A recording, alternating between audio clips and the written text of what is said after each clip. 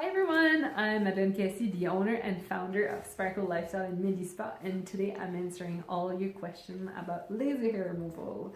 And this question here is all about the risk of laser hair removal.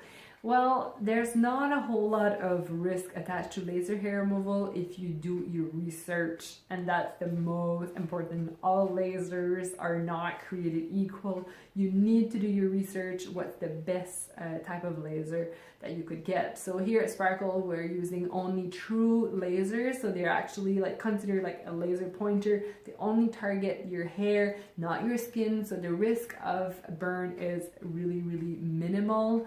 Really minimal. The only time we could see a burn is probably if you've been exposed to the sun and you don't tell us, or you change medication and you don't tell us. But make sure that you keep us aware of what's going on in your life, and you should be covered. So there's not a whole lot of risk, but if you go somewhere else, you need to be careful to a certain thing.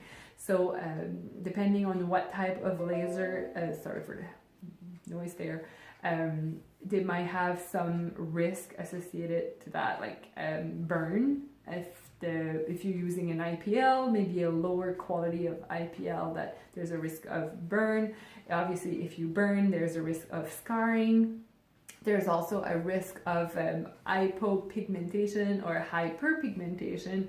Again, if you're using the bad wavelength for your skin type. So if you're having like a really darker skin type, you should be looking for a laser that's called the NB. It's the wavelength 1064. Those lasers are designed for darker skin type, so there's no risk of burning. So make sure that if you have a dark skin type, I'm talking like Asian skin type and over, you should definitely look into NDAG to make sure that you limit the risk of burning.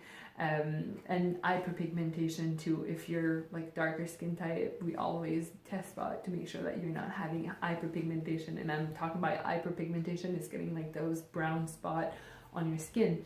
If you're getting like a burn, a serious burn from a laser, you might have hypopigmentation, and that means that your melanocytes on your skin have been touched and they're not producing melanin anymore. So you actually have like wider spots on your skin.